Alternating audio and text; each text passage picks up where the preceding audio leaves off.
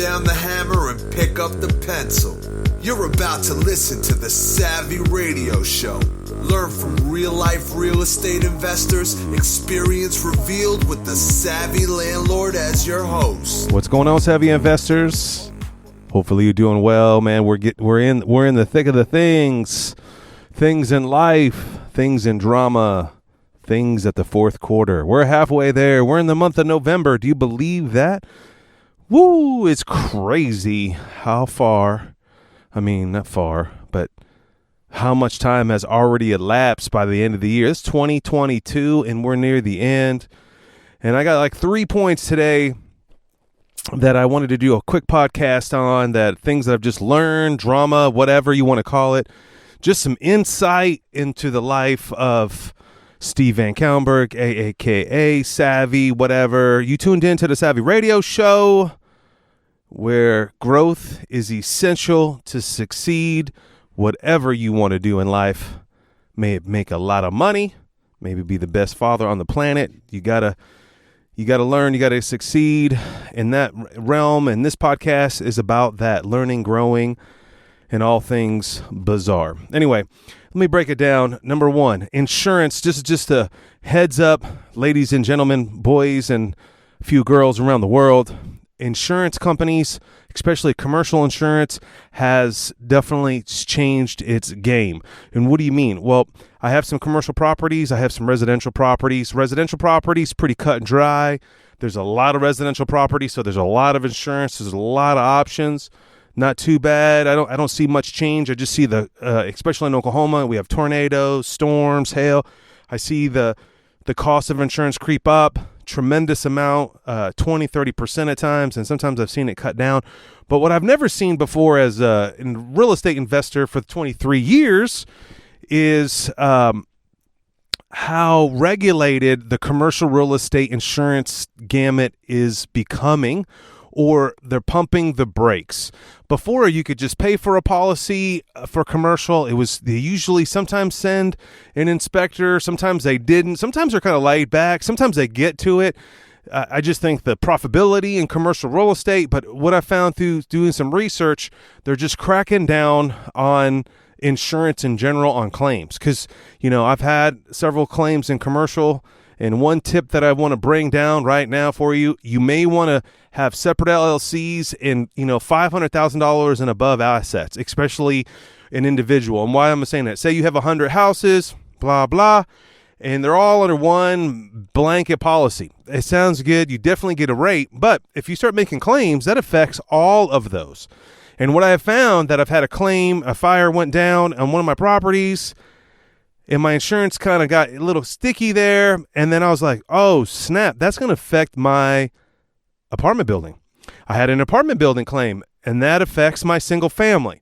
So tip one here, many more to come, have separate policies with separate EIN numbers and separate LLCs. Because when you create a new policy in a new EIN or a new LLC or whatever, however you're going to do it, it's separate. It's for that. So it's like you're starting fresh.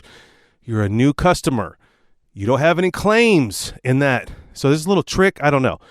But back to the commercial. So I have this apartment building. I've had this apartment building, man, since 2011. So we're looking at 11 years, 12 years, no problems. Insurance this whole time. I've actually had 2 claims in that 12-year tenure. But just this year, 2022, I've had an insurance adjuster come and, flag some things. Okay, that's cool. But this is the one thing that was really weird, and this is why this podcast is here today, to help you, inform you, and be prepared for this kind of weird behavior. Number one, they sent me a notice saying that I, the policyholder, must hire a licensed electrician to do a report or an inspection, not a report, but the inspection yields a report to be turned in to the insurance company. What? Let me get this straight. I'm paying you insurance, but now I have to hire a licensed electrician? Who's going to do it for free? Pay them money, and then have them do a report, and then just forward it on to you to do your job. Man, I'm a little infuriated about this. This is why this happened to me a couple months ago. I've been trying to do this podcast, and I was going through my notes this weekend, and I was like, wow, this is unbelievable that you would ask me to do that. That would be your one thing. But what happens if you get a funky, bunky, bad electrician? Then what happens? This is what happens. You get a letter from this electrician, and let me read this to you. And then do you think I submitted this? Let me read it to you. Blank electrical company, blank, blank, blank, report from your apartment building. When a breaker fails to trip, a large amount of power from the outside electrical supply surges into the home's panel. The panel could overheat and catch fire. That's line number 1. Line number 2, FPE panels may not meet today's safety laws, period. FPE panels may have significant design flaws and manufacturing defects, period. The next line. FPE breaker box can appear to be working properly for years, but experts warn if a FPE panel experiences an overcurrent or short circuit, it may not keep this electrical circuits from overheating and could pose a fire hazard. Submitted by blank freaking owner, blank electrical contractor. Like what? Like you want me to submit that to the insurance company? Basically, just so you guys know, what FPE is like the company, it's a box that was electrical box that no insurance company on the planet wants to insure because they're known to have fires. And there's a list of them, and of course, I don't have that list on me. I could probably pull that up. If you want to know that list, it's at least 3 of them. One of them is Federal Pacific. That's what it is. Federal Pacific Electrical Company, right? And another thing is that you need to know when you're buying an apartment building, look for the wiring. Is it aluminum? So if you can't buy an asset, if you can't get insurance, if it's leverage, meaning you have a loan on it. So in this case, I do have a loan. I have to have insurance. And this electrician that I have used many times, I just would love to say their name, but that's no good to browbeat people. But that's the letter that they sent me. Remember, let me just read it again. Number 1, they're educating me when a breaker fails to trip, a large amount of power from the outside electrical supply surges into the home's panel. The panel, first of all, it's not a home. This is an apartment, but I get it. The panel could overheat and catch fire. Okay, and then he tells me that it doesn't even it's just uneducated, this letter. But are you serious? Do you want me to submit that to the insurance company? And what will that gain me? Who is this electrical contractor advocating? For me or the insurance company? Now, this is a typical, just a random electrical contractor I thought was awesome. I've used them on many jobs. And then all of a sudden, in my mind, they kind of threw me under the bus. I actually called this guy, and I found out that he never even went inside. He just looked at the outside panel. And I guess that the outside panel is a Federal Specific. I don't know. But the reality is boo-boo. If you are not on top of it, you could get your insurance dropped. So what did I do? That's a good question. Here's what I did. I hired another electrician. Before I just randomly sent an electrician out there, I communicated to this new electrician and said, hey, listen, I got this other electrician that said all this stuff, and they want me to, basically what that guy wanted me to do, and I forgot to say this, he wanted me to swap out all the electrical outlet boxes in the units. So this is a 14-unit building. That would be, or 15, this would be 15 boxes, at least $15 to $2,000 a piece, probably $1,000 in material, $1,000 per box, 30 G's quick. So either this guy wants 30 G's. Now, you've heard this before from other real estate investors that buy apartments, that they buy them a couple years later, the code changes 10 years later, 15 years later, 2 months later, and then the city inspector says, whoa, you need to change all these. I've heard that many times. And it affects your cash flow.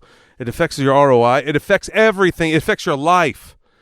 Plus, this disruption for the tenant if you had to swap them out. I solved this problem. I call another electrician. I heard from somebody else, another awesome real estate investor, gave me this individual. We prefaced this individual and said, hey, we feel like we're getting misled here. We called this random electrician that we used to use, not anymore. And they, in my mind, didn't do any advocating for us and just blindly just said, you need to replace them all because he thinks they're all Federal boxes. And that guy came in, did some testing. I can't remember what I paid this electrician to do this inspection / report that we submitted. A couple $100 maybe, no more than $300, no more than $500. But I'm just letting you know, if you're not on top of it, and this is something I did not know, this is something that I just endured, I recommend that you be aware if you have any commercial property, and I would say this is going to happen to single family homes. Why not, right? The insurance people are just protecting themselves or getting you to lie or getting you some other reason to put you in a position. You have to upgrade on your dollar, or they have a reason to decline you, or whatever the case may be. But we're not playing around. We're investors. This is why you listen to the podcast. And by all means, don't take it offensively. Take it with a grain of salt and become better. I was frustrated. I pushed myself, and I had to force myself to build a relationship with a new electrician, and that may come out to be benefit in the long run. When you're sleeping at the wheel, you're trusting random people or people you thought, you could have got burned. All right. I don't know if, hopefully that was somewhat informable. I know that was long and weird because I don't know what I'm talking about, but the reality is, be prepared. If you own commercial properties, even if you own more than 10, I'm assuming you have a commercial policy, things are changing. That's the one thing you need to be aware of. They're telling you to do inspections on your dollar. Why are you paying for insurance? Now you're paying for inspections. That just happened to me. My agent, throws his hands up. I don't know. And this property has been insured for over X amount of time, and I haven't had any issues.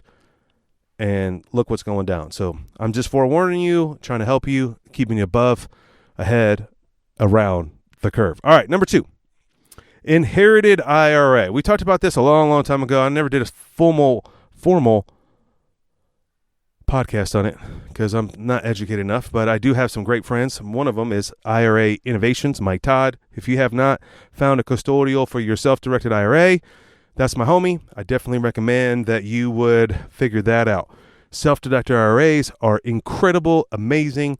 You can loan them out to someone at an arm's length, not yourself or a family member, but you can really turn a small IRA into a $1 million IRA relatively quickly by loaning it out, by buying assets in it, and the whole other slew of things. There's wonderful books on it, self-directed IRA. Definitely recommend that, but that's not why we're talking about this today. What we're talking about, I'm extremely frustrated about this one. I should have a whole podcast. Why are you pissed off? That would be a good one. And this is number 2. So number 1 was electrical. Number 2 is I'm blessed that I got an IRA from this company called Fidelity. Little backstory, I have an estranged brother. He went to a foster home when I was younger. All of a sudden, my brother passes away. 6 months later, I do the probate, la-da-da-da-da. I'm the only living heir for my poor brother, and he has an IRA. Wow, cool. What a good job. And it's managed by this company called Fidelity. If you have a Fidelity IRA or Fidelity, any kind of financial instrument, be warned, okay? That's what this podcast is. I'm hot, bothered, frustrated. First of all, my brother died. That's one problem. 2, I'm honored that my brother has a small IRA, and it's no big deal. It's $1,300. So let's just be clear. This is not a lot of money. This is $1,300. I did the probate. 6 months later, 8 months later, I get a letter from Fidelity. Hey, you have a brother that died. We saw that you have a death certificate. Boom. This should be a no problem slam dunk. No, it has turned into a nightmare trying to get this $1,300. And at this point, and I wonder if they do all these hula hoops so you don't do it. And I actually called an expert on this because I was like, this is ridiculous. Number 1, this is what they told me. Hey, you have to show us a proof of this probate. I do. Here it is. Oh, it's not good enough. It's not within our time frame of 80 days. I said, what the F? I said, you want me to pay more money to an attorney to update this probate? Like, this is technically my money. I have a death certificate. And then they're like, then she didn't like my tonality because I was like, this is technically my money and you're not giving it to me because you have some policy. Well, then as I dig deeper, they want me to open an IRA into their Fidelity to manage it. What happens when you open an account with Fidelity? You pay their fees and you origination or, fee. I cannot believe this. Unbelievable. that they will not release my poor brother who passed, which I paid for all my brother's death stuff. It'd be great to get $1,300 back. I wouldn't be me so much in the hole, but hey, that's okay. People die, and sometimes you got to bless people even when they're not around. But the reality is, I cannot believe that they won't release this. Some technicality. One, they has to be within 80 days of it. I never even got this notice. Didn't even know that he even had it. Then they just been slow playing me, fooling me around. So then I was like, we kind of punked them. We're like, no, release the money. And I called an IRA expert, and that individual was like educating me up and down. Like, they can't do that, but they're doing that. And that reminds me of what just happened to me in Arizona. Just a little side note. In Arizona, my RV got towed. This lady held me hostage from Saturday to Monday. She wouldn't talk to us. I called the police. The police knew this person. And she would not release the RV to me and some friends. And I was like, wow, I'm trapped in Arizona. And it was very frustrating. But I read the law about towing people, and it says that you're supposed to legally allow them within a short amount of time to get their vehicle out, whatever the fees are. And this lady wouldn't do it. And I was like, this is terrible. So I called the police. Thank God the police. This lady was such a BI, add the other letters to it. So mean, so narcissistic, got off making people stranded.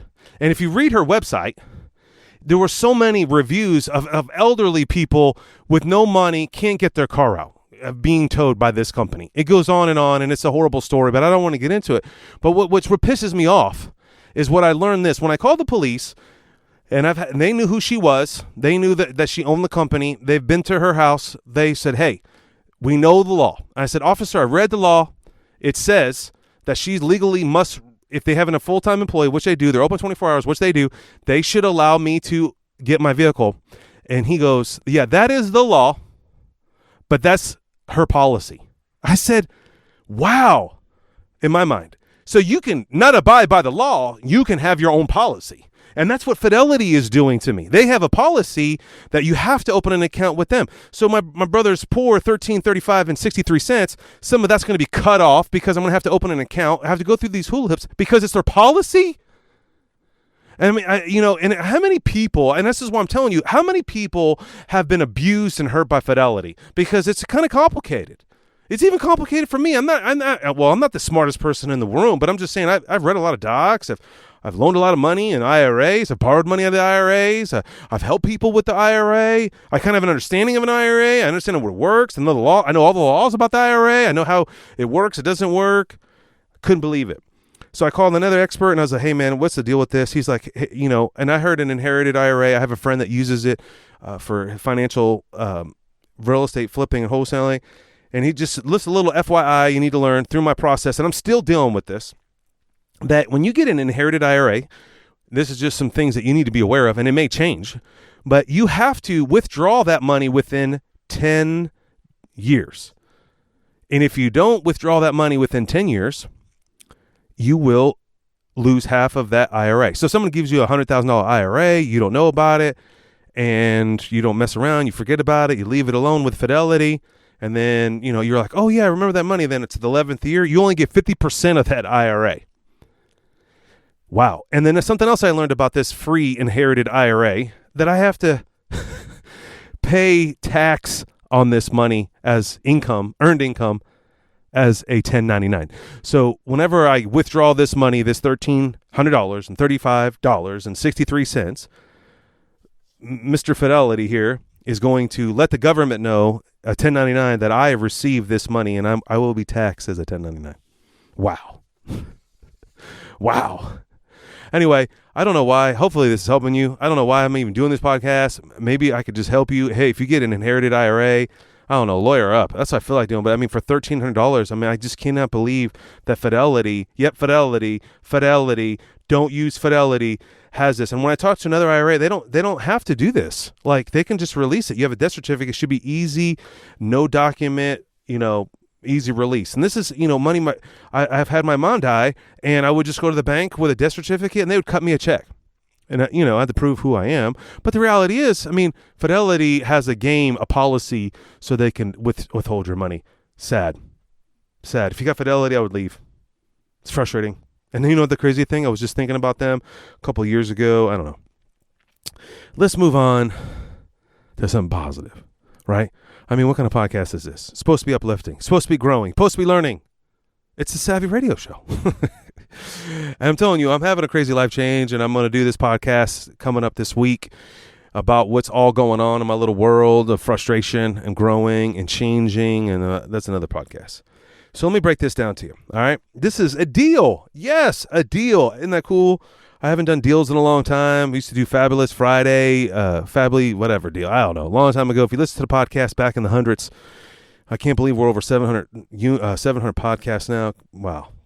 But I just thought this was a very interesting deal and how powerful real estate is.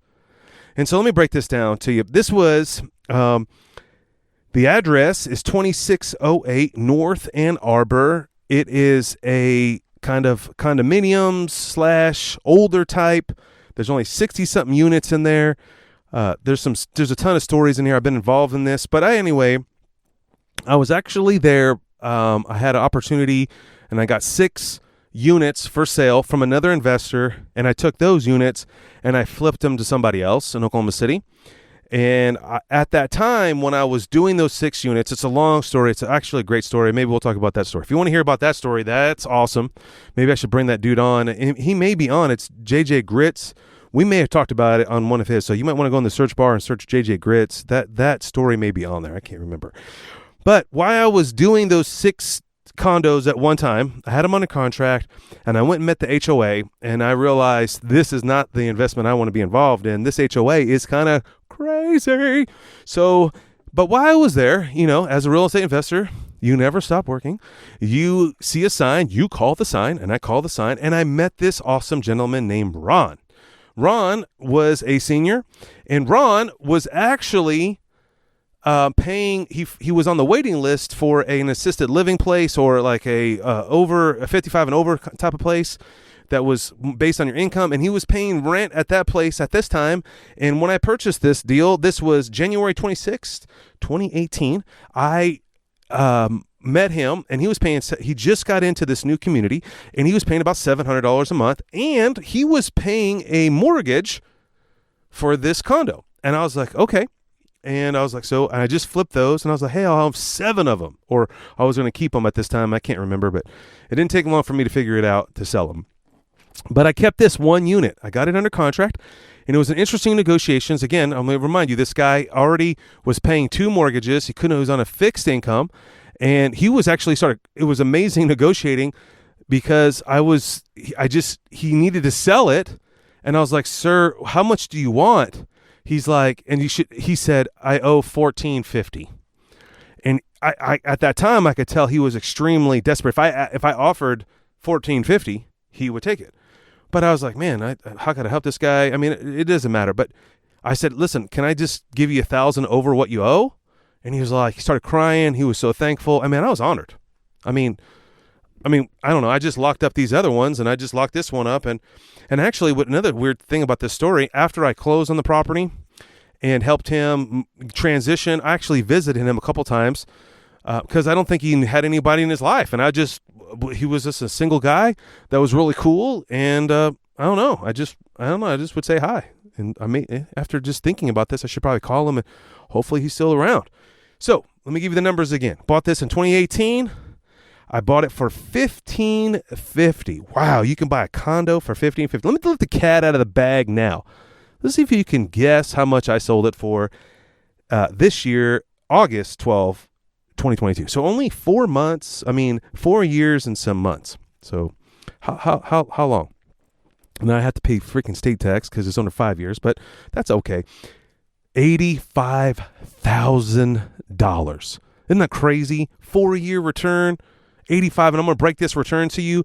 But this is what happened. So I bought the property, bang, bang, and I sold it to a tenant buyer, a beautiful lady that I knew needed a place.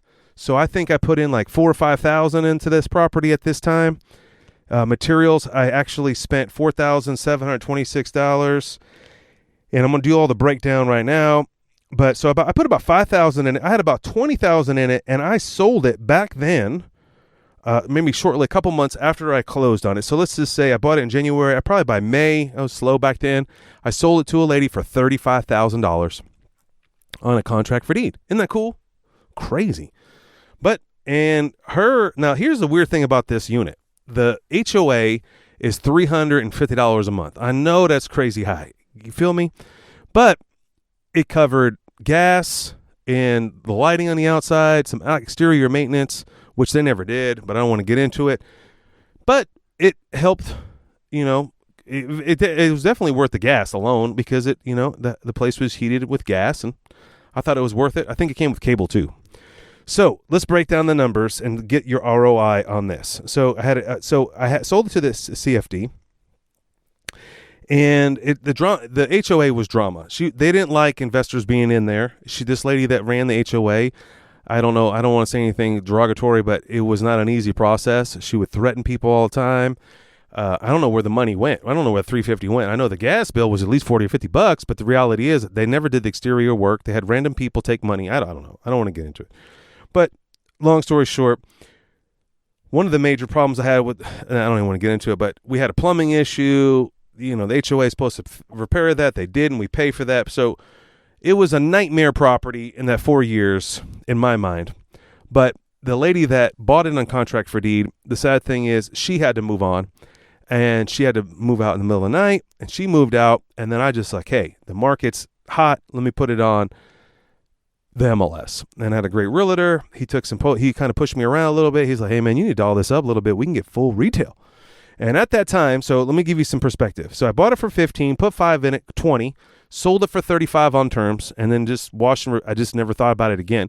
The lady was probably paying $400 a month in mortgage, $300 in HOA. I think she was paying $750. I think I was making $200 net cash flow, passive. Then she decided to bounce. Then I decided to put it on the MLS. I had to do some make ready stuff, nothing super duper, maybe a couple thousand. Can't remember at that time. And we sold it for $85. It sounds like a great profit. It does. It worked great. And this is why I'm telling you how powerful real estate is. So let's break it down. One, the purchase price, $15. The whole time that I had this asset, I paid $14,000, $513 in HOA fees. I paid contract labor during this time for the rehab twice, because when they moved out, did it make ready? $7,427.61 for that. I had property insurance this whole time for the 4 years was only $1,500. My property management at this time, for the whole time, I paid $1,600 in property management, and I do involved in that myself. My materials were $4,726. My property taxes for the whole time, for the 4 years, was $1,074. My holding costs of utilities during those transitions was $300. My total expenses to own this asset was $46,000 over the whole time. Now, there was some income in there. My rental income was $35,000. I made $450 in late fees, and I made rental on their refrigerator. Back then, I used to rent refrigerators out, so I made $750 on the refrigerator rental, convenience fee, $450 on late fee, $34,000 total income. My total income on that property is $35,000. Now, depreciation and so forth. Now, keep in mind that second rehab wasn't in there. They didn't go the distance. I sold this on terms to this lady, so it would have balanced out, because it sounds weird. It's like, hey, my property income was only $35,000. Man, your expenses was $46,000. You lost $10,000. Well, I don't know. I can't remember if I actually let that lady move in with no money down because I knew her. But here's the cool thing. I did sell it for $85,000 on the MLS. I did get $35,000 in 4 years, which yielded $120,000 in gross revenue. Minus that $46,000, I had a gain of $73,000. Plus, I'm not even adding in depreciation and all the other fun jazz. And I wrote off the expenses, blah, blah, blah. So my ROI, return on investment calculator, my total return on my cash on cash was 158%. Wow. My annualized ROI was 22%, and the length was 4.6 years. This is phenomenal. Why do I tell you this? because this is just a great learning lesson on how powerful. I had a horrible HOA that I had to deal with that was a nightmare that I wanted to give up. I had to go through a couple of tenants in there. I had one tenant that was kind of rough, and then I had some issues. I had some repairs. I had some problems. And then the market changed, and I netted $73,000 on a 4-year investment. Isn't real estate powerful? I hopefully that you get some ideas from this podcast just to make your stuff legit. I saw on someone's Facebook page, hey, they're doing KPIs. Yes, they're doing indicators. They're finally tracking their asset. I think that's what you need to hear today. You need to track your asset. There's a thing called the dashboard. How many assets you have? What's your financial statement? Are you tracking it? Where is it going? And you can see your growth, or you can see your demise. You can see what you're working on. So let's recap. Number 1, insurance, commercial real estate insurance in general. Insurance in general, you need to keep an eye out. Exactly. I just reviewed my own personal residence, and I was like, wow, I'm paying this much. What am I gaining? And so this week, I'm going to work on that. It's something I don't want to do. I'm actually against doing it. But what's my goal? I want to be the very best real estate investor, entrepreneur, whatever you want to call yourself. But I want to be the very best. Hopefully you want to be the best. And the only way you're going to be the best is learning more, becoming more, learning your failures, and moving forward. Stop playing around with insurance companies. They're very aggressive. You can also move insurance. I know it's a hassle, but it's possible. Get with an insurance agent that's going to help you define and understand these things. I was trying to help a young investor the other day, and he's like, he had no idea. I sent him an insurance policy. He had no idea what to look for. And that's normal. No one teaches you that. Maybe we should do a podcast on that. Maybe a whole class on it. I don't know. But the reality is you need to understand it. You're paying for it. And you don't want to be left in the cold when the thing burns down and you didn't have the right adequate insurance on it. Number 2, stay away from Fidelity. I mean, I wish they would hear this podcast or something. And Fidelity Investments are taking people's money and they don't even know. Like, how much longer do they really think I'm going to fight for this 1335.63? Come on. How much is your time worth? And then assets. Buy real estate. Mark them. Gauge them. Track them. Understand them. What's going on? Figure it out. If you don't know, ask me. Text me. I'm reachable. SavvyInvestors.com. My name is Steve VanCauwenbergh. You tuned in to the Savvy Radio Show. If you have any ideas, tips, questions, let your boy know. But no matter what, if you help me or not, what you need to be doing is out there buying assets, period. Thanks for listening to the Savvy Radio Show. Glide online and listen to our other motivating episodes at SavvyRadioShow.com. Connect on Twitter at LandlordBook and always be buying assets.